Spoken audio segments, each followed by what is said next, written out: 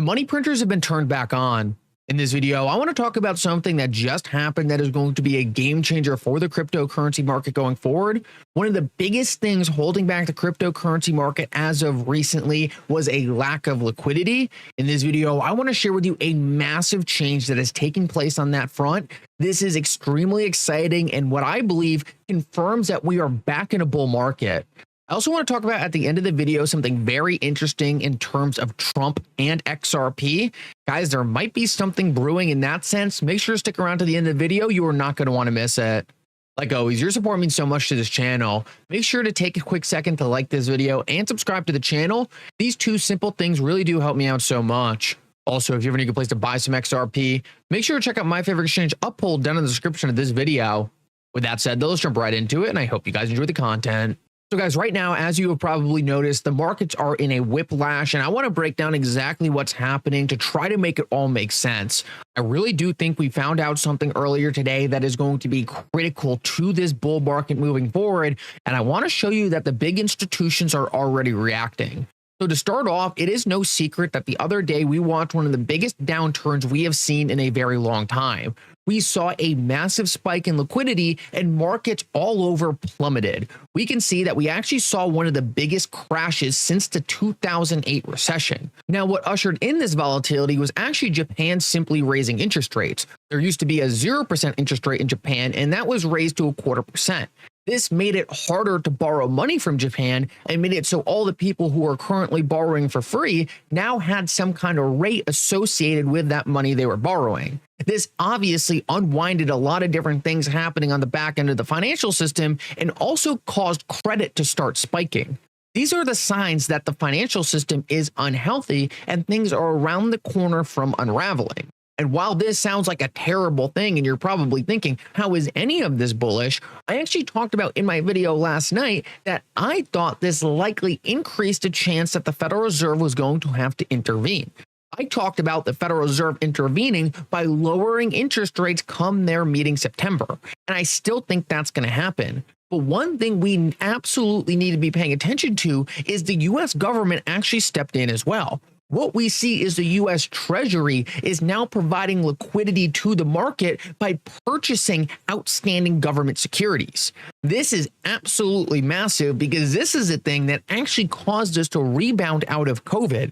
We were in a free fall during the COVID pandemic. Markets were crashing all around the world. But they turned around instantaneously as soon as the Federal Reserve and the U.S. government started purchasing treasuries and securities off the market. This provided liquidity and provided a floor that stopped the market from crashing.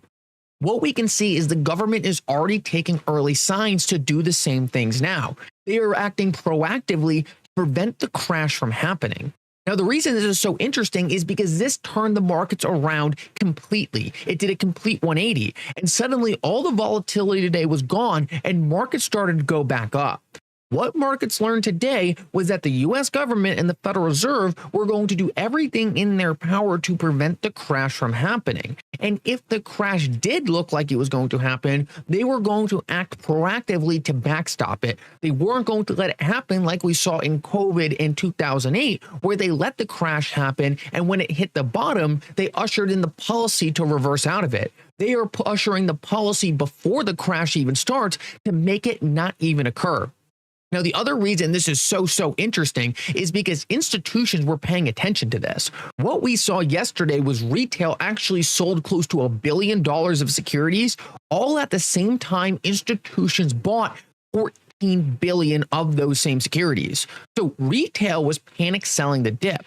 Retail was thinking we are in the midst of a credit event, things are unraveling, and we are about to go into a massive market crash. But institutions understood that the federal government was here to backstop it, and they were going to provide liquidity to prevent the crash from happening. This is what people aren't paying attention to. People see all the problems in the system right now, and they are saying that means things absolutely need to unravel. But the truth is the government and the Federal Reserve have enough firepower to prevent it if they so choose. And as we talked about previously, we are already watching the early signs of the Federal Reserve and the Treasury coming in to backstop these markets. So this is the first thing we absolutely need to understand. The money printers are back on, and they are doing everything in their power to inject liquidity. When you couple this with the fact that interest rates are likely going to come down in September, we are going to be back in an environment that is very conducive to investing in cryptocurrencies and ultimately being an extremely significant factor in pushing this next bull market along. I also wanted to show you this. Right now, we have close to $8.3 trillion sitting on the sidelines.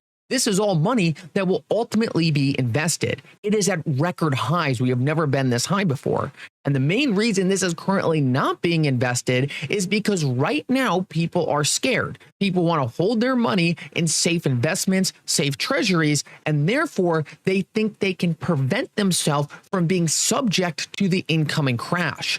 But one of the things we understand is retail is almost always wrong. Retail is almost always offsides. So what I think is actually happening is most of retail is worried about this theoretical crash that's about to happen. But what's really happening is institutions, the Federal Reserve, the government are just going to keep backstopping these crashes, filling their position and leaving retail on the sideline. I think what retail is going to end up doing is what they always do. They're going to come in too late. They are going to miss the opportunities to buy on these crashes while the Federal Reserve government ultimately move to lower interest rates later this year and bring us back to a better market condition for investing in different equities. I already think that is on the table and confirmed to be happening in September. I think the Federal Reserve is going to cut rates, and this is going to be the sign to retail that the bull market's back on. But the truth of the matter is most of the market recovery might have already happened by that point, and most of the institutions might have already allocated their capital. I want to make this clear, though. It's very possible that the institutions out there, the Federal Reserve, the government are not going to be able to properly backstop things, and things are going to break regardless. But based on everything I have seen since 2008 to 2020, typically when these entities start injecting liquidity, the market turns around. It seems to be the number one indicator for predicting where the market is going to go. If the money printer's on, the market is almost always recovering and going up. And we talked about the stats yesterday around this. Almost every single time we have some kind of credit event, credit spike, the VIX going up, we almost always see dramatic returns in the indices afterwards because essentially the government is propping them up.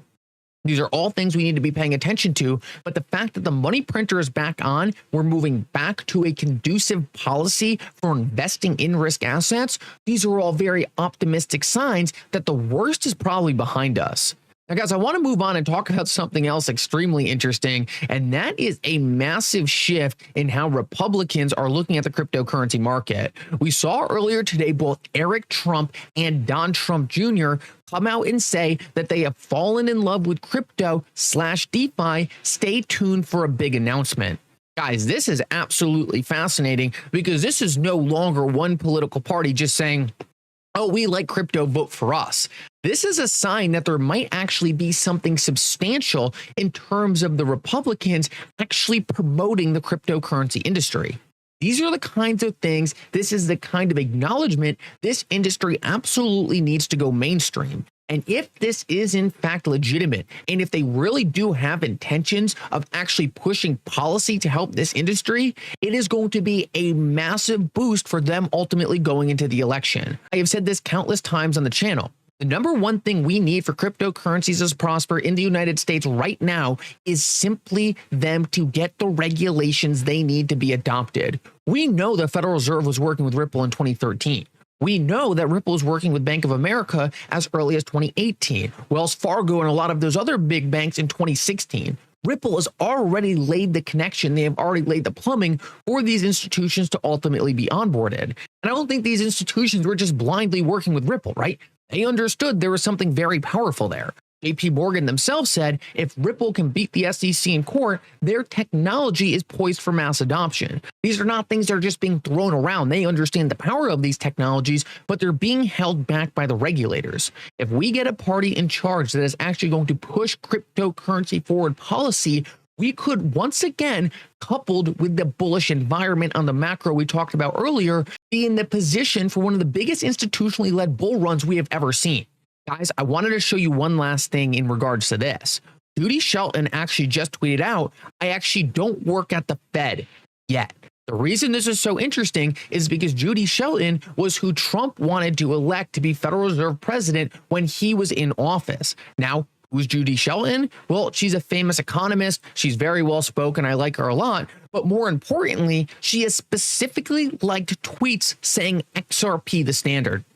She has engaged with the XRP community before.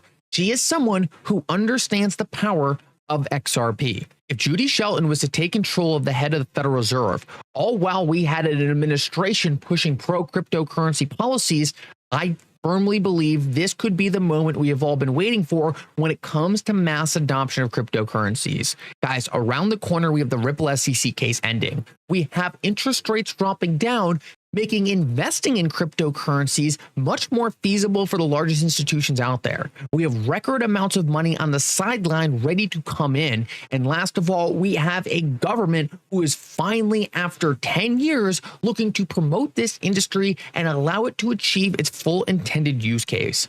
This makes me more bullish than I've ever been on this industry. And I think we're going to move past a lot of the hardship we have faced over the past couple years and start to see an environment the likes we have never seen before. I really do believe this could usher in the biggest bull market we have ever seen. These are things the cryptocurrency market has never been given, and we are about to get a new wave of investors with wealth the likes the cryptocurrency industry has never seen before. Guys, if you enjoyed this video, make sure to take a quick second and like it. Subscribe to the channel. These two things really help so much. And for now, Mickle out.